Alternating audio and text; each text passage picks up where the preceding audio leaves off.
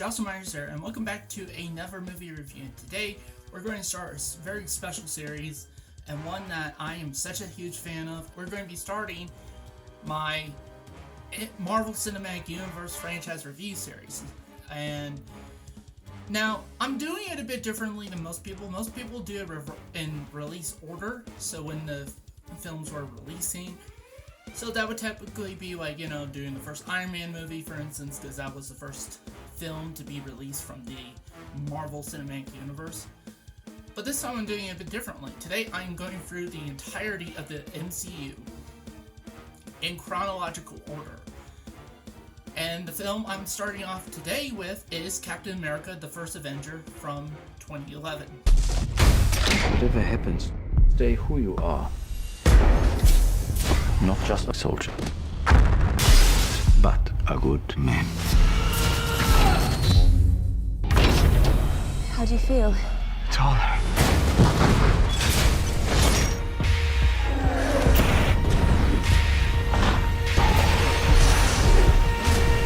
What do you think?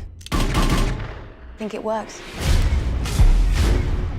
Captain America stars Chris Evans, Tommy Lee Jones, Hugo Weaving, Sebastian Stan, and is directed by Joe Johnston. The plot of Captain America the First Avenger is that after being deemed unfit for military service, Steve Rogers volunteers for a top-secret research project that turns him into Captain America, a superhero dedicated to defending America's ideals and leading the fight for freedom as the ultimate weapon against evil.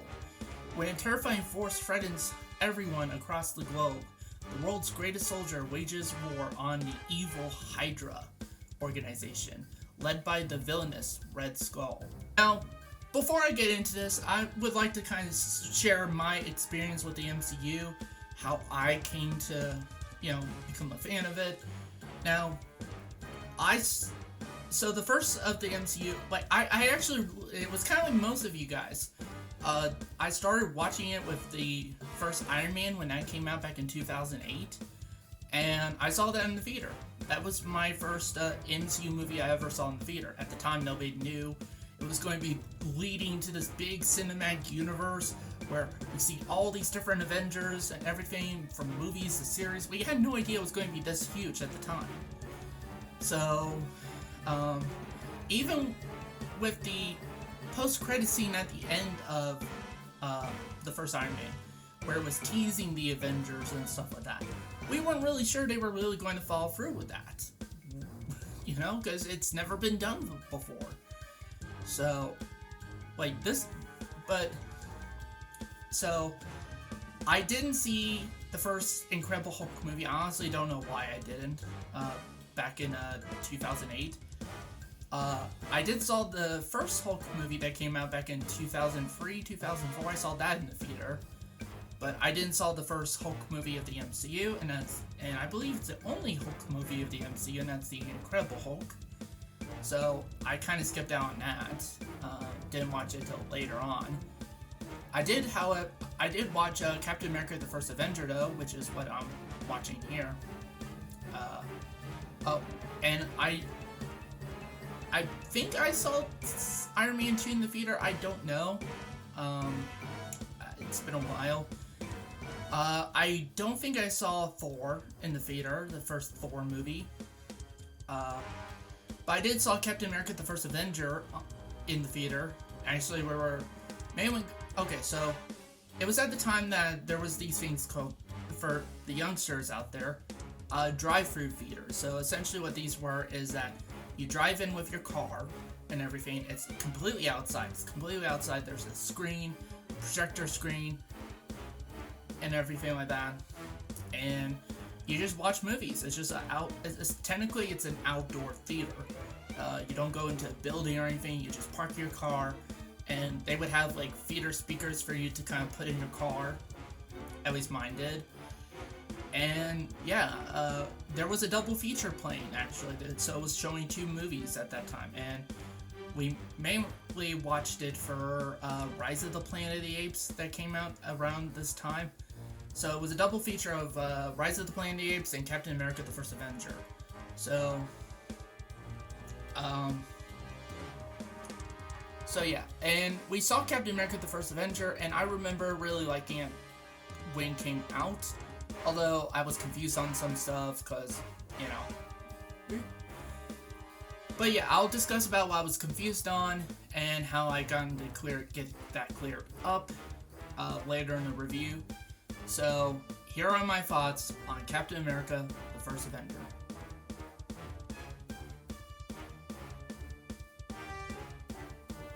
And starting off with positives, honestly, is the cast. The cast is like a top-tier cast, and they really got really great people to play these characters. You got Chris Evans as the main lead, as Steve Rogers, aka Captain America. He is definitely the type of, like, when I think of Captain America, he definitely is, he portrays like how I view Captain America, you know? And I'm not that familiar with the comics, so I don't know how close it is to the comics or how faithful it is, because again, I've only ever read a couple Marvel comics, and that was I think a couple Spider-Man comics at the time, but I've never been like a big reader into comics, whether it be Marvel or DC, you know. So most of my comic book experience has been through movies and video games and such, and TV shows. So, and I would like to at some point maybe get into reading the comics and everything like that, just to see what, like, how close things were, or, you know, what they got right, what they got wrong, what did they change. Essentially, I would like to read that at some point. Maybe one of these days I'll start building a comic book collection, especially a Marvel comic book collection. And speaking of which, if you ask me as of right now, am I a Marvel guy or a DC guy? Well, first of all, if you look around you, I'm clearly a Marvel guy. I prefer Marvel over DC, but I do like DC. I do like some of the characters, you know, like Batman, Superman. I like the Justice League. When it's done right. When it's done right, it's done right. When it's not, and especially in regards to the cinematic universe stuff, like, I feel like Marvel, even when Marvel's at its weakest, have been doing better than DC in regards to the DC cinematic universe. So yeah, I'm just a Marvel guy through and through so far. And with my very little knowledge of the characters in that from the comics, I do believe that Chris Evans does portray, you know, Steve Rogers really well, and does portray Captain America really well. Like, again, if I think of just the character Captain America and Steve Rogers, which are one and the same, he captures the way I think of that character really well. So, and they actually do some really good CGI effects to make him seem all skinny and scrawny and all that stuff. They do some really good CGI effects with that, especially at the time, 2011. And just in general, there's some really good effects. But other casting, we got like Tommy Lee Jones, which on this current rewatch, I just got done rewatching this.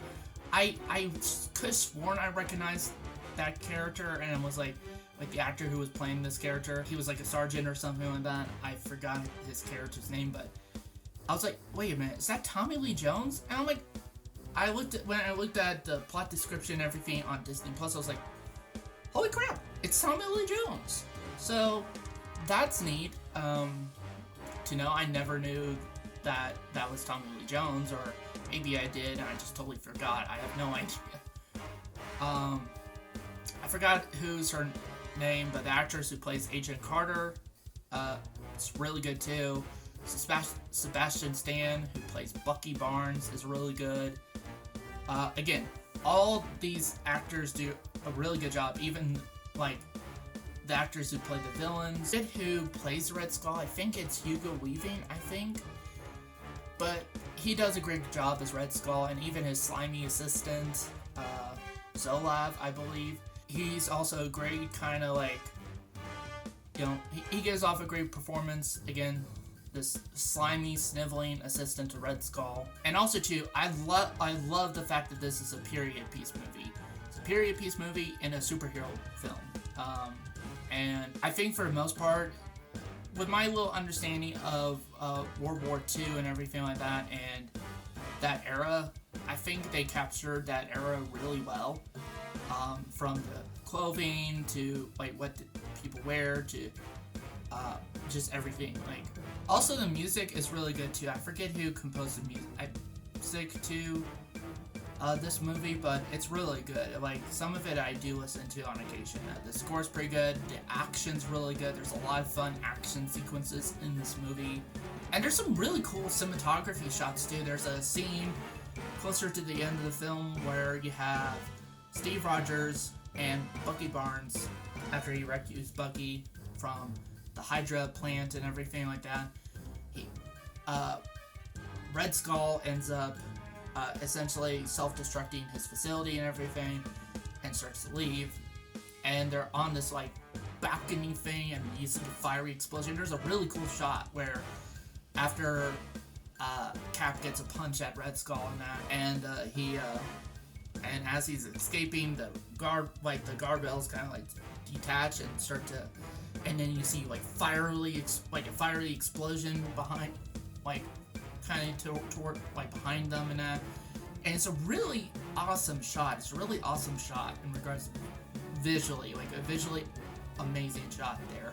And there's other examples of amazing sequences too. And I also like the fact that the movie doesn't try to do too many tropes. I mean, it does some tropes, of course, but like, for example, there's a scene where there's a Hydra agent that infiltrated the American military science lab in that, after Captain America gets the super soldier serum, and Cap goes after this Hydra agent, and at one point the Hydra agent kind of holds a child hostage in that, and then he throws the child into the water. Steve goes after the kid and is like to try to save him, and then he looks down and the kid's like, "No, go get him, I could swim." It's like, because you think, oh, he's going to go in and save the kid, and but no, they don't do that. It's like, hey, I could swim, go and get that guy, go get that son of a bitch, So I like that. And in regards to characters, I really like, in regards to character interactions, all the character interactions are really good here. Especially from, I really like Steve and Bucky's friendship. It's very believable. You buy into their friendship and that. To the point where something does happen near the end of the film, and it's very heartbreaking, And there's also a romance in this film between Steve Rogers and Agent Carter, and I think that romance is done well. And again, it kind of ends in tragedy. That's all I'll just say. But and this movie does have, because of how strong they make the connections between the characters and everything like that, and it does throw some emotional punches, actually. And honestly, for me, that's really it with my positives. So let's move into my mixed aspect. And I only have one I'm rather mixed on, so let's move right into that.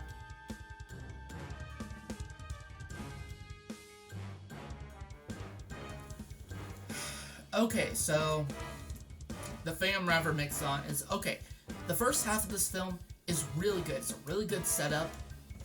It's a really good setup for this film. And I personally believe that, again, it does such a great job setting up the characters, setting up Steve Rogers, who he is, why he's doing the things he's doing, why he wants to be a soldier, and all that different stuff. And what are his ideals and everything. Sets up the romance pretty well, sets up, the friendship between Steve and Bucky pretty well, sets up the villains pretty well. My only thing is, I think the second act kinda starts to, it's kind of like films like WALL-E or Up, where the first, the startup of the films are really freaking good, and the rest of it's just kind of okay, Now, don't get me wrong, I don't think the second half of Captain America: The First Avenger is still really good. It's just that first half where it's building up all this stuff, is, in my opinion, even better. So, I just wish that the second half could have kept that momentum going. So, but again, it's not terrible. It's not, or hell, it's not even like just, man, okay, I do like the second act a lot. It's just, I much prefer the first act of this film and the setup and everything like that. And honestly, for me, that's it with the things I mixed on. So let's move on to my negatives.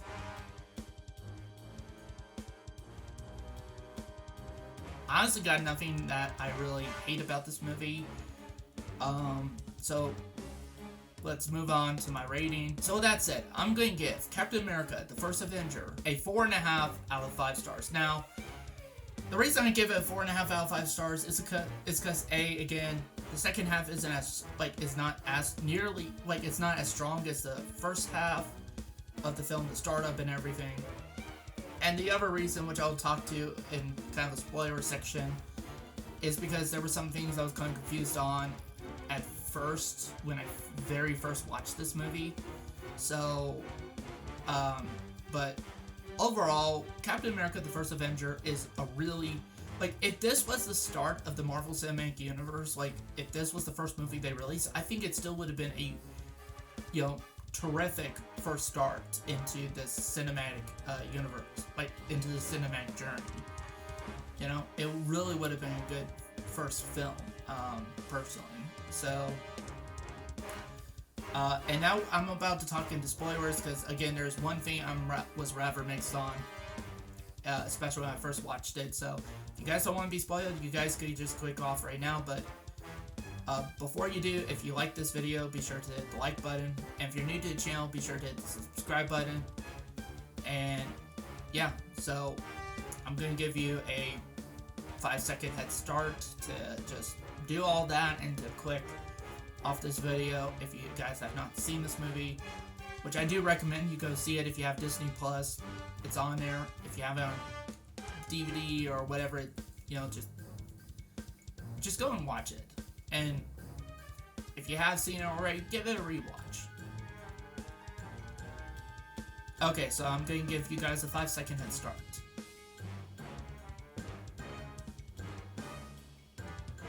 Okay, you guys clicked off the video. Okay, so for the people who are still watching and want to know my thoughts on some spoiler stuff, personally for me, okay, so when I first watched this movie back in 2011 at the drive-in theater, I was very confused by the post-credits scene, actually, and just the ending in general. I mean, I get most of the ending, but I was kind of confused, when I first, okay, so you have Steve Rogers is essentially sacrificing himself to stop Hydra's plan and everything like that. He speed drives the Hydra ship into, I guess, the Antarctic, and it just kind of cuts to him waking up in a hospital room and everything like that. And the way it was handled, now maybe again I might have just missed it when I first saw this in the theater. I was a young kid, by the way, but I actually thought that it was implying that everything that we just saw between, the opening of the film to right at when Steve crashed the Hydra plane, all that was a dream. He was never Captain America. He never fought in World War II. I thought that, but then I guess I missed out what Samuel Jackson said as Nick Fury, where he's like, "You've been asleep, Cap, for more than 70 years." So I guess I missed that part when I was a kid, that he's been asleep, essentially, been in hibernation technically, and he got thawed out and everything like that, and he's now in New York, 70 years after the events of the first Captain America movie, the main movie that we saw. So, and of course, let's talk about that post-credit scene. So the post-credit scene, we see Nick Fury interacting with Steve Rogers and it's Steve's like, "Oh, you need me for a mission, sir?" And it's like,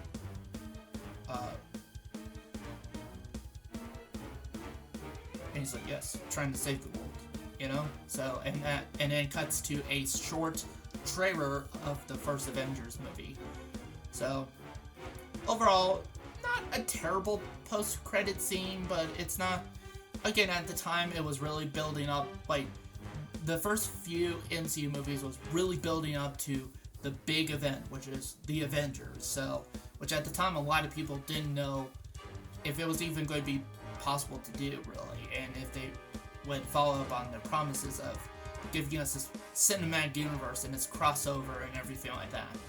And again, I think that's the problem where this is where I think the DC cinematic universe failed in the MCU, and so going even strongly to this day is that with the MCU, they really took their time with it. They established, each individual member of the Avengers at the time.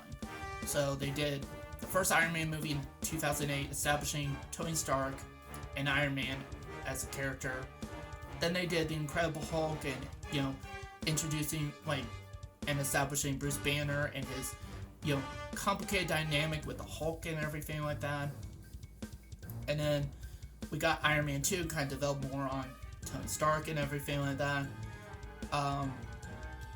Then we got the first Thor movie, and we really got to see, the world of Thor explored, and everything, who Thor is, and, how he's going to fit overall with the, cinematic universe. Then they did the first Captain America movie, which just reviewed, and setting up Steve Rogers and Captain America and how he's going to tie in with all these different characters and that. And then they did their first big crossover with the Avengers, where you get all of them in there. You get Iron Man, you get the Hulk, you get Thor, you get Captain America, and you even get some other characters that were introduced earlier, like you get Black Widow in there, who was introduced in Iron Man 2. You got Hawkeye, who was introduced in Thor. All part of the Avengers fighting off against evil bad guys,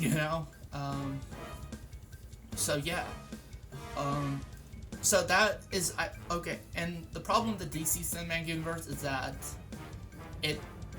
so what they did was they did the first solo movie, which was Man of Steel. It was setting up Superman, Clark Kent, and everything like that. And then they jumped right into their first big crossover movie with Batman v Superman: Dawn of Justice. And we didn't even really got a solo Batman movie with Ben Affleck as Batman, and we never really got to see them really set him up or anything like that. So we didn't really know much about this version of Batman. So I think that's kind of the problem with the DC Cinematic Universe, is that they really went too fast on trying to build a cinematic universe instead of trying to make some good movies, while kind of teasing the potential of the cinematic universe. So I think that was a problem. Whereas the MCU, when it started, it was really trying to build itself. It was really trying to make good movies and just kind of tease the idea of a cinematic universe. So yeah, I think that's is the problem with the DC Cinematic Universe, and why the Marvel Cinematic Universe seemed to have succeeded, whereas the DC Cinematic Universe had failed.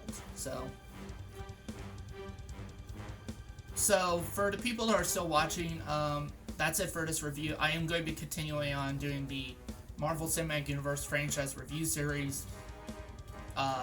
I'm doing it in chronological order as it shows on Disney+. So the next movie I'm going to be covering is the first Captain Marvel film. So that's it for this video. If you like this video, be sure to hit the like button.